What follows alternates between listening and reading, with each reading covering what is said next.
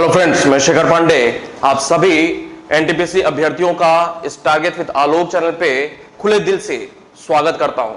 उम्मीद करता हूं रोज की तरह आज भी आप बहुत अच्छे होंगे और एक अच्छे और बढ़िया से मंच पे आपका अभिवादन मैं स्वीकार करता हूं। उम्मीद करता हूं कि आप लोगों को अभी तक जो डेमो क्लासेस चल रही थी बहुत अच्छी लगी होंगी और आप इस बैच में शामिल होते हैं और यहां से हमारी एक यात्रा एनटीपीसी की परीक्षा कैसे पास करनी है, क्या क्या चीजें होनी चाहिए, वो सारी बातों की शुरुआत हम करते हैं। बताओ कैसे हैं आप सारे लोग? जोश खरोश में है ना? पीएम साहब कहते हैं हाउस द जोश। Nice sir, history lecture. धन्यवाद नीरज जी। बस ऐसे ही हंसते खेलते हम लोग पढ़ाई शुरू करेंगे। कल तक आपकी डेमो क्लासेस चल रही थी और अब हमारा और आपका ये जो रिश्ता है ना बिल्कुल पक्का हो गया है। ये हमारा और आपका एक गठबंधन हो गया है और बिल्कुल इत्मीनान से मैं आपको विश्वास दिलाता हूं जीवन भर आप मेरी इस लाइन को या मुझे आप याद रखने वाले हैं। क्योंकि आप में से जो भी लोग थोड़े से भी सिंसियर होंगे इस बैच में, चूंकि पदों की संख्या बहुत ज्यादा है 35,000 प्लस, आप में से जो भी थोड़ा सा भी सिंसियर होगा और जो मैंने कल की डेट में बताया हुआ था कि रोज का रोज जो भी काम करेगा यहां पे वो सारी चीजें आपको पढ़ा दी जाएंगी जहां से पेपर में आपको प्रश्न मिलेगा, इस बात की गारंटी रहेगी। मेरा नाम आप याद रखेंगे। मैंने चूंकि पहले जो भी कुछ पढ़ाया हुआ है मेरे साथ ऐसा ही हुआ है। ईश्वर ने कुछ ऐसी अच्छी बातें मेरे साथ शामिल की हुई हैं कि मैं आपको वही चीज पढ़ाऊंगा जहां से आपको पेपर में प्रश्न मिल जाएगा। ईश्वर के द्वारा दी हुई कुछ खूबी है मेरे साथ। मैं आपको इतिहास के अलावा भी बहुत सारी बातें बताता चला जाऊंगा जो कि आपके लिए निश्चित रूप से बहुत मददगार होगा, क्योंकि आप में से अधिकांश लोगों को यह पता होगा सिर्फ पढ़ने से काम नहीं होता है। पढ़ने के लिए तो हजारों लाखों की संख्या में लोग पढ़ रहे हैं और फॉर्म फिलअप भी किए होंगे, लेकिन there is a need of, एक आवश्यकता होती है एक बेटर प्लानिंग की। There is need of better planning, एक अच्छी योजना की, एक अच्छे रणनीति की जरूरत होती है। आप में से सारे लोगों को यह पता होगा कि किताब वही होता है, मैगजीन वही लोग पढ़ते हैं, पेपर वही लोग देते हैं, एक ही पेपर एनटीपीसी रेलवे का या जो भी, दुकानों पे वही सारे लोग जाते हैं जहां पे आप जाते हैं, खाना पीना सब कुछ वैसा ही होता है उनका। टारगेट विद आलोक मंच पे पढ़ रहे हो चाहे दूसरे मंच पे पढ़ रहे हो, मतलब कमोबेश संस्थाएं भी एक जैसे होती हैं, लेकिन रिजल्ट सबका नहीं आता है।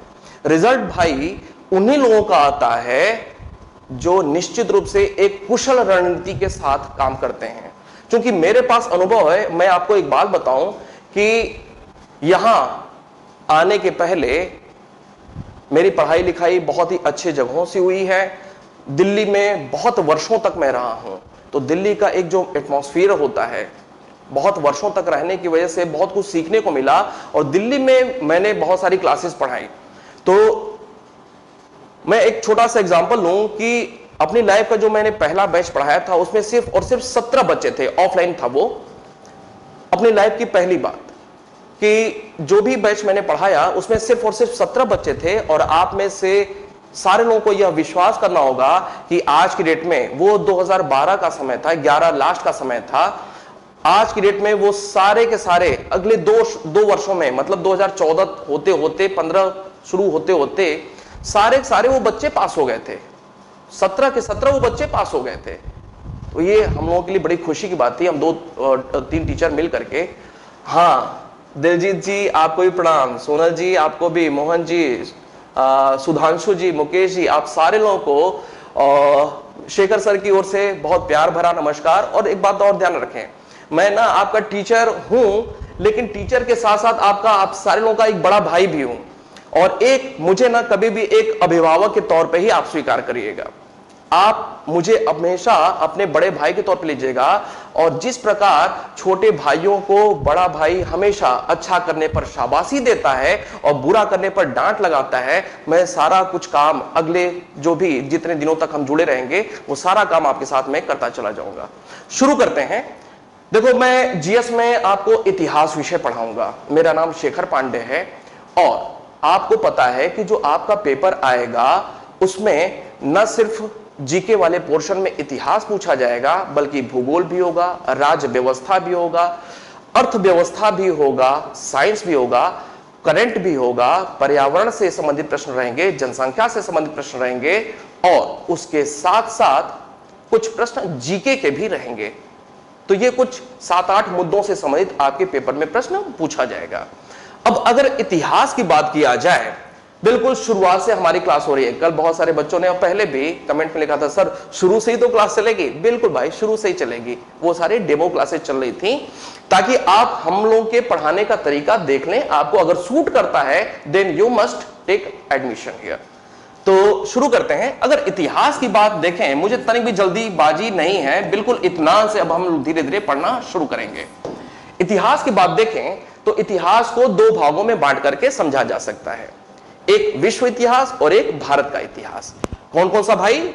एक विश्व इतिहास और एक भारत का इतिहास। भारत का इतिहास और विश्व का इतिहास।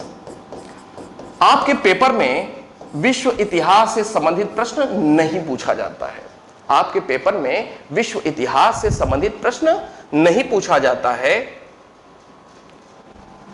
तो भारत का इतिहास जो प्रश्न आपके पेपर में पूछा जाता है, तो भारत के इतिहास को 3 भागों में बांट करके समझा जा सकता है। प्राचीन भारत का इतिहास, जिसे एंशिएंट इंडियन हिस्ट्री कहते हैं, मध्यकाल का इतिहास, मध्यकालीन इतिहास, जिसे मेडिएवल कहते हैं, और तीसरा होता है आधुनिक भारत का इतिहास, जिसे मॉडर्न इंडियन हिस्ट्री कहा जाता है। मध्यकालीन, एंशिएंट, मेडिएवल, मॉडर्न, इतना आप सारे लोगों को पता होगा। अगर प्राचीन की बात किया जाए तो बारी बारी से देखते हैं। प्राचीन को इंग्लिश में एंशिएंट कहा जाता है। सौभाग्य है कि आपके पेपर में इंग्लिश से संबंधित प्रश्न नहीं पूछे जाएंगे। कोई परेशानी होगा तो लिखते चले जाना। और कई बार ऐसा भी होता है, ध्यान में रखें कि अब टीचर यहां पे पढ़ा रहा है, अब उसमें आपकी कोई समस्या आ गई तो अब ऐसा नहीं कि टीचर पढ़ाना छोड़ करके लगातार वहां पे जा करके कमेंट ही देखता रहेगा, ऐसा भी नहीं होता है। तो यहां पे टीचर पढ़ा रहा है, आप कमेंट अपने लिखते रहिएगा। टीचर अब यहां पे अगर चैट में कमेंट अगर नहीं देख पाता है तो आप अलग से जो कमेंट बॉक्स होता है ना, उसमें आप कमेंट अपने जो भी परेशानी रहा करे वो लिख दिया करिए। और टीचर निश्चित रूप से अगले दिन, कोई भी हो, चाहे मैं हूं चाहे दूसरा हो, वो अगले दिन निश्चित रूप से उन सारी परेशानियों को दूर कर देगा। सब्र बना के रखना है थोड़ा सा। अगर प्राचीन भारत के इतिहास की बात किया जाए तो यहां पे हमें क्या क्या पढ़ना है? प्राचीन भारत का इतिहास। प्राचीन भारत का इतिहास को एंशिएंट इंडियन हिस्ट्री भी कहा जाता है, एंशिएंट इंडियन हिस्ट्री भी कहा जाता है। और यहां से आपके पेपर में किस प्रकार के किन चैप्टर से संबंधित प्रश्न पूछे जाएंगे, पहले तो आपको उन चैप्टर्स को ध्यान में रखना जरूरी है।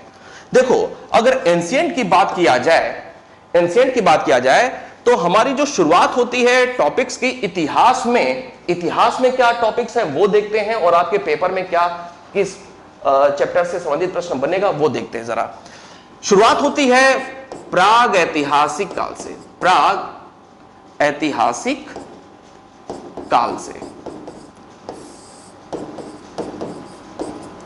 जिसे आप पाषाण काल के रूप में भी जानते हैं। इसके अलावा अब इसको 3 भागों में बांट करके समझा जा सकता है, पूरा पाषाण काल, मध्य पाषाण काल और नव पाषाण काल। कौन कौन सा भाई? पूरा पाषाण काल, प्री पैलियोलिथिक, मध्य पाषाण काल, मध्य पाषाण और नव पाषाण काल। नव पाषाण काल जैसे ही समाप्त होता है तो एक दूसरा टॉपिक निकल करके आ जाता है हड़प्पा सभ्यता का। कौन सा भाई? हड़प्पा सभ्यता का। अब ध्यान में रखें कि ये वाला जो टॉपिक है, ये वाला जो टॉपिक है आपका, यहां से आपके पेपर में प्रश्न नहीं पूछा जाता है। यहां से आपके पेपर में प्रश्न नहीं पूछा जाता है। और ये जो कालखंड है पाषाण काल वाला है, लाखों वर्षों का समय काल। इसमें मोटे तौर पे अगर देखा जाएगा तो गिन करके कुल 10 से 15 प्रश्न ही बनते हैं जो कि किसी भी व्यक्ति को जानना चाहिए, नहीं तो इससे ज्यादा प्रश्न भी नहीं बनते हैं। तो मैं यहां पे आपको ये सारे प्रश्न जरूर करा दूंगा, लेकिन एक बात, मैं एक टीचर हूं और मुझे आपको यह भी सचेत करते जाना है कि आपको क्या पढ़ना चाहिए और क्या चीज छोड़ देना चाहिए, इस बात को भी ध्यान में रखना है। यहां से आपको इस प्रकार के प्रश्न मैं सॉल्व करा दूंगा, आप याद करके रखें ना, हालांकि फिलहाल इस परीक्षा के लिए उतना वो मददगार नहीं होगा। हड़प्पा सभ्यता, यहां से प्रश्न पूछे गए हैं, आगे भी पूछे जाएंगे, तो आपको निश्चित रूप से यह वाला चैप्टर अच्छे से तैयार होना चाहिए। इसके बाद प्राचीन काल में जो अगला टॉपिक होगा वो होगा वैदिक संस्कृति का। वैदिक संस्कृति का, और वैदिक संस्कृति को दो भागों में बांट करके समझा जाता है। एक क्या है? पूर्व वैदिक काल, पूर्व वैदिक काल, और दूसरा है उत्तर वैदिक काल अर्थात लेटर वैदिक एज, उत्तर वैदिक काल। चूंकि पूर्व वैदिक काल,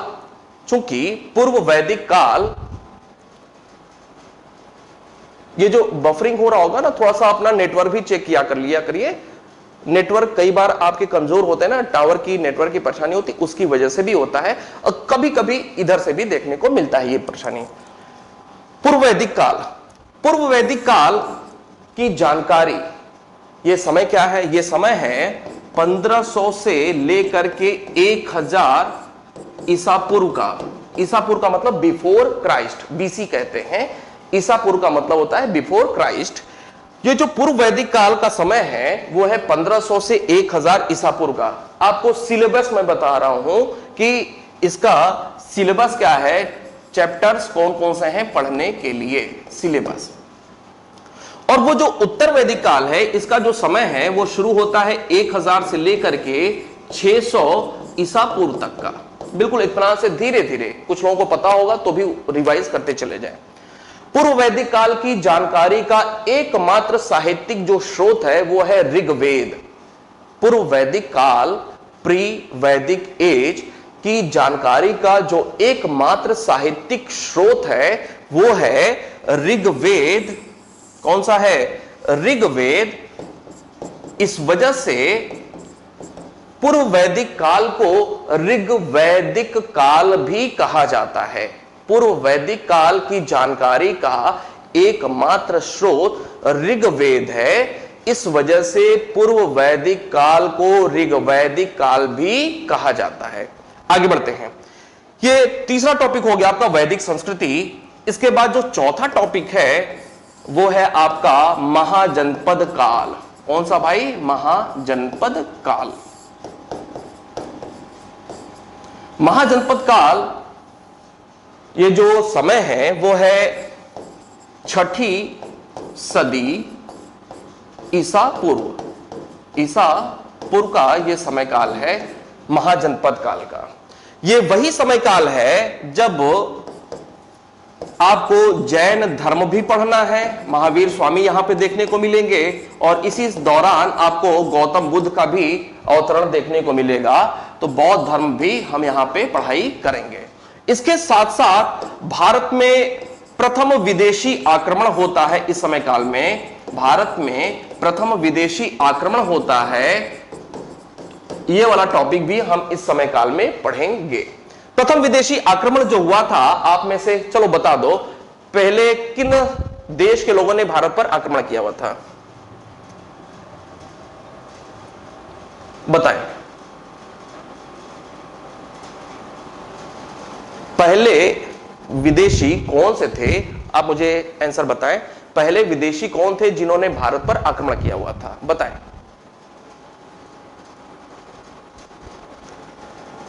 चलो अब बताना मुझे, मैं आपको फिलहाल बताता हूं कि प्रथम विदेशी आक्रमण जो हुआ था वो हुआ था ईरानियों के द्वारा।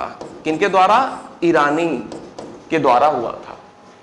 यहां पे जो राजवंश था ईरान, प्राचीन काल में ईरान को फारस कहा जाता था। क्या कहा जाता था? फारस कहा जाता था।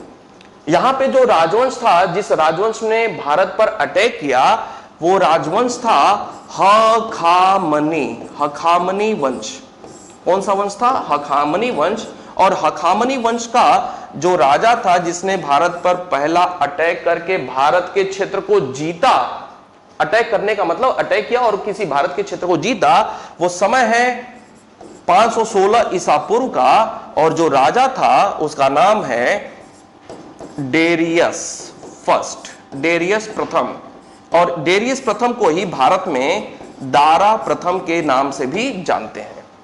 तो ये 516 ईसा पूर्व का मतलब क्या हो गया? 516 ईसा पूर्व का मतलब हो गया 6ठी सदी ईसा पूर्व।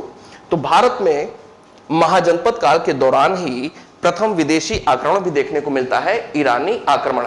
आप में से अधिकांश लोग ये जानते होंगे कि भारत पर पहला आक्रमण सिकंदर ने किया था, जो कि गलत है।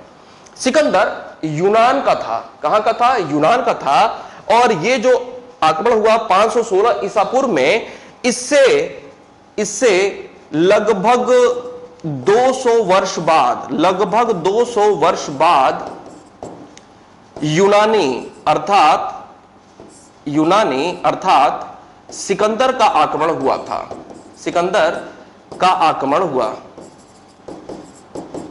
और ये जो आक्रमण हुआ था वो कब हुआ था? 326 से 324 ईसा पूर्व के बीच हुआ था।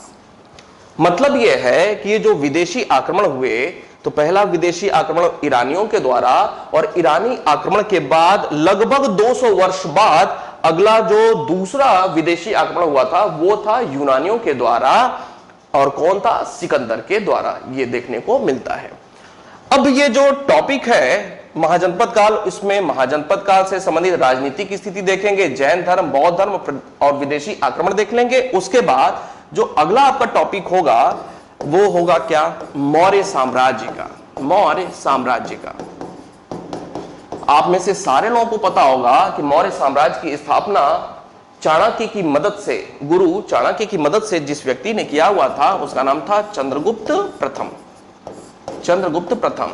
इसके बाद जो अगला राजा हुआ उसका नाम था बिंदुसार। क्या नाम था? बिंदुसार। बिंदुसार के बाद जो अगला राजा हुआ उसका नाम था अशोक। इसके बाद और भी राजा होते हैं जो कि आपके मतलब के नहीं हैं, क्योंकि इतिहास में प्रश्न वहीं से पूछे जाते हैं जिन राजाओं ने या जिस समय काल में कुछ प्रमुख घटना घटी हुई थी। अंतिम जो राजा था उसका नाम था बृहद्रथ। क्या नाम था? बृहद्रथ। इस बृहद्रथ की ही हत्या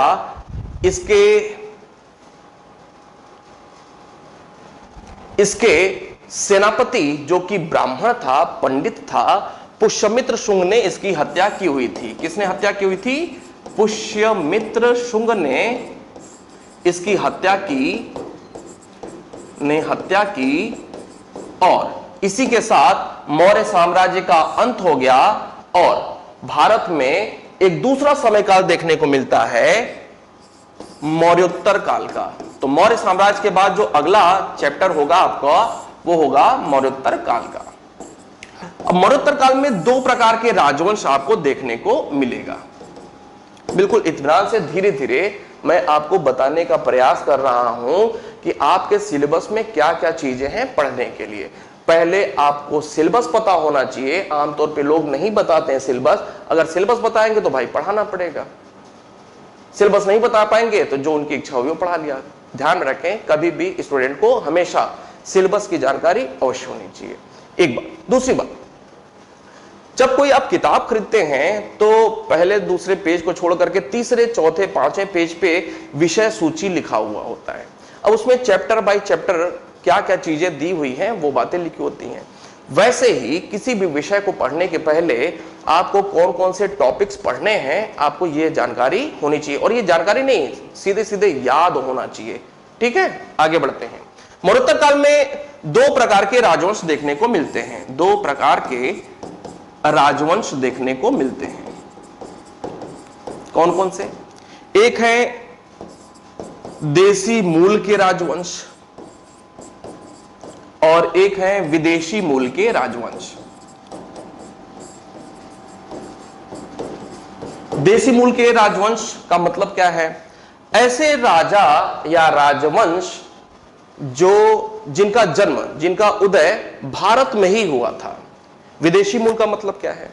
ऐसे राजा या राजवंश जिनका ओरिजिन, जिनका मूल किसी दूसरे देश में था, लेकिन समय के साथ वो भारत में आते हैं, भारत के कुछ क्षेत्रों को जीतते हैं और यहां पे अपने नए राजवंश स्थापित करते हैं। तो ऐसे राजवंश हो गए विदेशी मूल के। अब ये जो देसी मूल के राजवंश हैं मौर्योत्तर काल में, सबसे पहले आपने देखा कि बृहद्रथ की हत्या किया शुंग, पुष्यमित्र शुंग ने। तो सबसे पहला जो राजवंश होगा यहां पे वो होगा शुंग वंश। कौन सा भाई? शुंग वंश। शुंग वंश के अलावा जो दूसरा होगा वो होगा यहां पे कण्व वंश। कौन सा भाई? कण्व वंश। कण्व वंश के बाद जो तीसरा होगा वो होगा सातवाहन वंश। नाम सुना होगा आपने, सातवाहन वंश। और जो चौथा यहां पे होगा वो होगा चेदी वंश। चेदी वंश। और ये जो चेदी वंश था कहां पे? कलिंग क्षेत्र में। कहां पे? कलिंग। कलिंग का मतलब होता है उड़ीसा। जो उड़ीसा है वर्तमान में, प्राचीन काल में उसको कलिंग के नाम से जाना जाता था। विदेशी मूल पे आते हैं। विदेशी मूल की अगर बात किया जाए, यहां भी 4 राजवंश देखने को मिलता है और बिल्कुल ये क्रम से भारत आते हैं, तो इनका एक सुनिश्चित क्रम है। सबसे पहले जो आएंगे, कौन से आएंगे? आपकी जिम्मेदारी बनती है, मैंने कल भी बताया हुआ था, फिर कह रहा हूं कि पेन कॉपी लेकर के ही बैठे और जो भी सारी बातें यहां पे हो रही हैं उसको नोट करते चले जाएं। ठीक है? सारी चीजें यहां पे पीडीएफ फॉर्म में, नोट्स वगैरह जो भी हैं सब कुछ उपलब्ध होगा, लेकिन आपको अपनी कलम पे विश्वास होना चाहिए। आप सारी बातों को खुद से लिखने की आदत डालिए, बहुत काम की चीज है, रामबाण चीज है। विदेशी मूल के राजवंश में देखते हैं। सबसे पहले नाम आएगा इंडो ग्रीक का। किसका नाम आएगा? Indo Greek. इंडो का मतलब होता है हिंद, इंडो का मतलब हो गया हिंद, और ग्रीक का मतलब हो गया यूनानी। तो इन्हें कहा जाता है हिंद यूनानी राजवंश भी। क्या कहा जाता है? इंडो ग्रीक या हिंद यूनानी राजवंश। दूसरे नंबर पे जो आएंगे वो आएंगे शक वंश के लोग, शक। तीसरे नंबर पे ऊपर लिखते हैं, तीसरे नंबर पे जो आएंगे वो आएंगे पहलव। कौन से? पहलव। डेमो क्लास में आप पल्लव पढ़ रहे थे, डेमो क्लास में आप ये पढ़ रहे थे पल्लव, लेकिन ये दूसरे हैं और ये साहब जो तीसरे वाले हैं ये कुछ दूसरे हैं। ये है पहलव।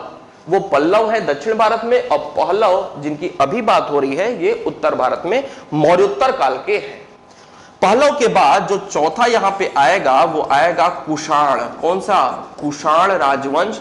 और कुषाण में ही आपको पता है एक बहुत ही महत्वपूर्ण राजा था जिसका नाम था कनिष्क। आपको पता होगा। ये कुछ मौर्योत्तर काल के राजवंश हमने देखे। मौर्योत्तर काल के बाद जो अगला टॉपिक हमारा होगा वो होगा गुप्त वंश।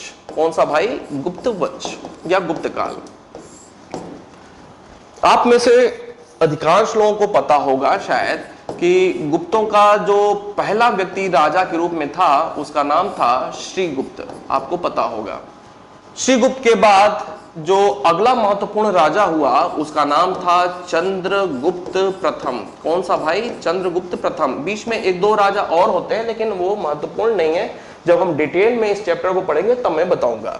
श्रीगुप्त के बाद अगला जो महत्वपूर्ण राजा होता है चंद्रगुप्त प्रथम नाम है। चंद्रगुप्त के बाद आपको पता होगा समुद्रगुप्त अगला राजा हुआ। समुद्रगुप्त जी से भारत का नेपोलियन भी कहा जाता है, और भी बहुत सारी उपाधियां थी। अभी हम लोग सिर्फ सिलेबस देख रहे हैं क्या क्या चीजें हैं पढ़ने के लिए। समुद्रगुप्त के बाद अगला जो राजा हुआ उसका नाम था चंद्रगुप्त द्वितीय विक्रमादित्य, पूरा नाम आप जिस नाम से जानते हैं इसे। इसके बाद अगला जो राजा हुआ कुमारगुप्त प्रथम। कुमारगुप्त प्रथम। कुमारगुप्त प्रथम के बाद जो अगला राजा हुआ महत्वपूर्ण वो है स्कंदगुप्त। इसके बाद भी राजा होते हैं, फिलहाल अभी इतना ही रहने देते हैं। गुप्त वंश के बाद अगला जो आपका टॉपिक होगा वो होगा गुप्तोत्तर काल। गुप्तोत्तर काल एंड पूर्व मध्य काल। पूर्व मध्य काल। अब ये जो गुप्तोत्तर काल है, गुप्तोत्तर काल अर्थात गुप्तों के बाद का समय काल, गुप्तों के बाद का समय काल, इसका जो ये समय है, इसका ये जो समय है, इसका ये जो समय है ये है 500 से लेकर के 750 ईस्वी। ये जो समय है 500 से 750 ईस्वी का, और ये जो पूर्व मध्यकाल है इसका जो समय है वो है 750 से लेकर के 1206 ईस्वी का। ये जो है पूर्व मध्यकाल के रूप में जाना जाता है। अब दोनों को एक साथ लेते हुए हम देखते हैं क्या क्या महत्वपूर्ण मुद्दे हैं इनसे संबंधित पढ़ने के लिए। जैसे जो पहला मुद्दा है वो है, आप पढ़ेंगे हर्षवर्धन को। आपने नाम सुना होगा हर्षवर्धन, किस वंश का था? वर्धन वंश का। दूसरा जो मुद्दा आप पढ़ेंगे वो पढ़ेंगे राजपूतों का उदय। राजपूतों का उदय। राजपूत राजवंश बहुत सारे देखने को मिलते हैं पूर्व मध्यकाल में, वो देखेंगे। तीसरे नंबर पे राजपूतों का उदय या राजपूतों का राजवंश। तीसरे नंबर पे आप क्या देखेंगे? आप देखेंगे सिंध पर अरब आक्रमण। सिंध पर अरब आक्रमण, ये कब हुआ था? आपने नाम सुना होगा 712 ईस्वी में मोहम्मद बिन कासिम का। मोहम्मद बिन कासिम का नाम सुना होगा, जिसने सिंध पे आक्रमण करके जीत हासिल किया हुआ था। सिंध पर अरब आक्रमण, सिंध भारत का क्षेत्र और अरबों की ओर से आक्रमण हुआ था। अरब मतलब सऊदी अरब जो आप समझते हैं, अरब देश की ओर से सिंध पर आक्रमण हुआ था। और इसे ही भारत पर पहला मुस्लिम आक्रमण तौर पे जाना जाता है। पहला मुस्लिम आक्रमण भारत पर सिंध क्षेत्र पर हुआ। किन लोगों के द्वारा? अरबों के द्वारा हुआ था। इसके अलावा कुछ अन्य टॉपिक भी यहां पे पढ़ने को मिलेगा, मैं इधर लिखता हूं। चौथा मुद्दा इसमें त्रिपक्षीय संघर्ष। कौन सा भाई? त्रिपक्षीय संघर्ष। अब ये त्रिपक्षीय संघर्ष क्या है? त्रि का मतलब होता है तीन, त्रि का मतलब होता है तीन, पक्ष का मतलब साइड।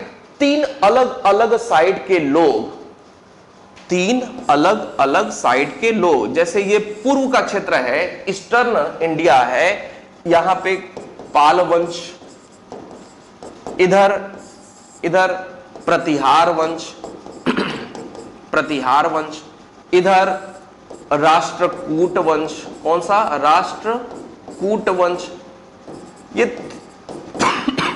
ये तीन अलग अलग क्षेत्र के लोग किसी एक मुद्दे को लेकर के आपस में लड़ाई झगड़ा करते हैं, संघर्ष करते हैं।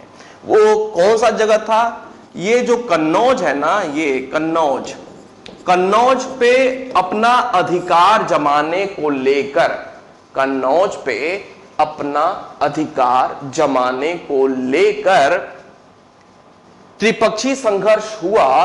प्रतिहार राजवंश के बीच, राष्ट्रकूट और पाल वंश के बीच। तीन अलग अलग क्षेत्र के लोग कन्नौज पे अधिकार करने को लेकर के आपस में लड़े। इतिहास में इसे त्रिपक्षीय संघर्ष के नाम से जाना जाता है।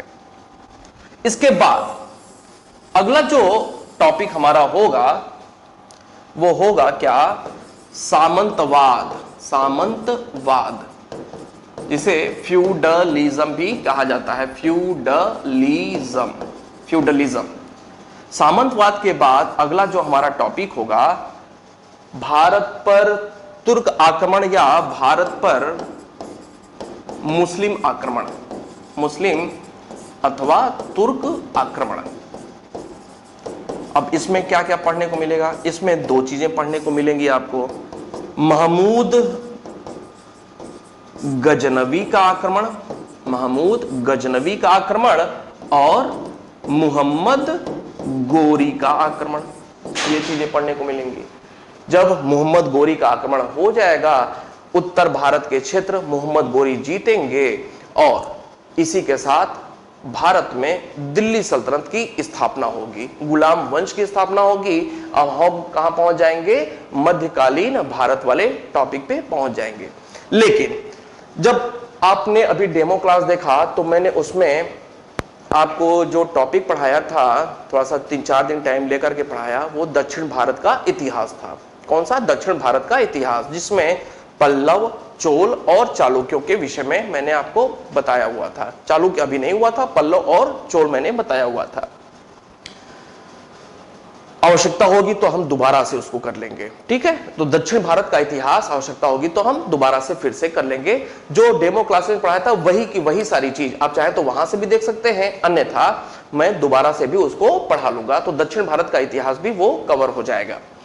इसके बाद हमारा जो टॉपिक शुरू होगा वो होगा मध्यकालीन भारत का। मध्यकालीन भारत का,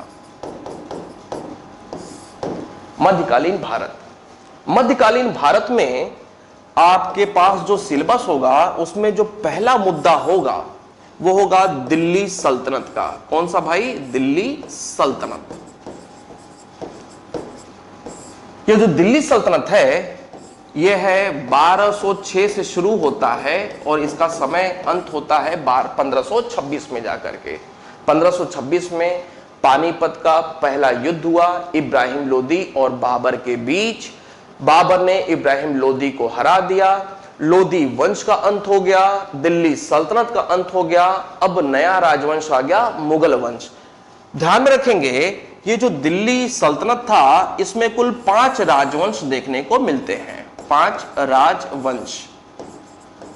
5 राजवंश चूंकि राजधानी दिल्ली में थी, इन 5 राजवंशों की राजधानी दिल्ली में ही थी, इस वजह से दिल्ली सल्तनत कहा जाता है। अब ये 5 कौन कौन से हैं वो देखते हैं। सबसे पहले आपको पता होगा गुलाम वंश, या इनको दास वंश भी कहा जाता है, और भी नाम है, जब आएगा समय तो मैं डिटेल में बताऊंगा। ये कब से कब तक है? ये है 1206 से लेकर के 1290 तक। अब इसमें महत्वपूर्ण राजा कौन से हैं? कुतुबुद्दीन ऐबक का नाम आपने सुना होगा, आपने इल्तुतमिश का नाम सुना होगा, आपने रजिया सुल्तान का नाम सुना होगा, आपने बलबन का नाम सुना होगा। ये सारे कुछ प्रमुख राजा होंगे इस समय काल में। गुलाम वंश के बाद जो अगला राजवंश होगा वो होगा खिलजी वंश। कौन सा भाई? खिलजी वंश। खिलजी वंश का जो समय है वो है 1290 से लेकर के 1320 तक का। अब इसमें कौन कौन से राजा होंगे? एक नाम आएगा जलालुद्दीन खिलजी का, जलालुद्दीन। एक नाम आएगा अलाउद्दीन खिलजी का, और एक नाम आएगा मुबारक शाह खिलजी का, मुबारक शाह खिलजी। खिलजी वंश के बाद जो अगला राजवंश आएगा वो आएगा तुगलक वंश। कौन सा? तुगलक वंश। तुगलक वंश की शुरुआत होती है 1320 से और ये कहां तक जाता है? 1415 तक। 1415 ईस्वी तक जाता है। इसमें कुछ महत्वपूर्ण राजा कौन से हैं? एक का नाम आपको पता होगा गयासुद्दीन तुगलक, एक का नाम आपको पता होगा मुहम्मद बिन तुगलक, जिसे MBT भी कहा जाता है। M से मोहम्मद, B से बिन, T से तुगलक। इसके बाद एक नाम आएगा फिरोज शाह तुगलक, फिरोज शाह तुगलक, जिसको कहा जाता है FST। और इसके बाद एक अंतिम जो राजा आएगा उसका नाम है, मैं ऊपर लिखता हूं, नासिरुद्दीन महमूद। नासिरुद्दीन महमूद। ये हो गया तुगलक वंश। अब इधर मिटाते हैं। तुगलक वंश के बाद जो अगला राजवंश देखने को मिलता है वो कौन सा है? तो तुगलक वंश के बाद जो अगला राजवंश हुआ, दिल्ली सल्तनत की बात हो रही है। चौथा जो राजवंश है वो है क्या? सैयद वंश। कौन सा? सैयद वंश। सैयद वंश का जो समय है 1415 से लेकर के 1451 तक। 1451 तक। इसमें कौन से प्रमुख राजा हैं? इसमें आएगा खिज्र खां, इसमें आएगा खिज्र खां। इसमें और भी 3 राजा हैं, कुल 4 राजा हैं। 3 अन्य राजा भी हैं लेकिन बिल्कुल यूजलेस हैं। जब हम पढ़ेंगे तो उनके बारे में भी एक एक 2-2 लाइन जो भी महत्वपूर्ण होगा वो देखेंगे। सैयद वंश के बाद जो लास्ट राजवंश होगा 5वां, वो है लोदी वंश। और लोधी वंश का जो समय है 1451 से लेकर के 1526 तक का। इसमें कौन कौन से राजा हैं? एक राजा है बहलोल लोधी। कौन सा? बहलोल लोधी। एक राजा है सिकंदर लोधी, सिकंदर लोधी। और एक राजा है इब्राहिम लोधी, इब्राहिम लोधी। ये कुल 3 राजा हैं। इब्राहिम लोधी को ही पानीपत के युद्ध में बाबर ने हराया और इसी के साथ भारत में मुगल साम्राज्य की स्थापना हो जाती है। आज के लिए इतना रहने देते हैं। आपकी आज से शुरुआत है। आप सारे लोगों को बहुत स्वागत है इस चैनल पे, इस मंच पे, मेरी ओर से, शेखर सर की ओर से। और धीरे धीरे शुरू में 1 दिन, 2 दिन, 3 दिन आप थोड़ा सा हमारे तरीके को समझें, मैं आपको समझने की कोशिश करता हूं।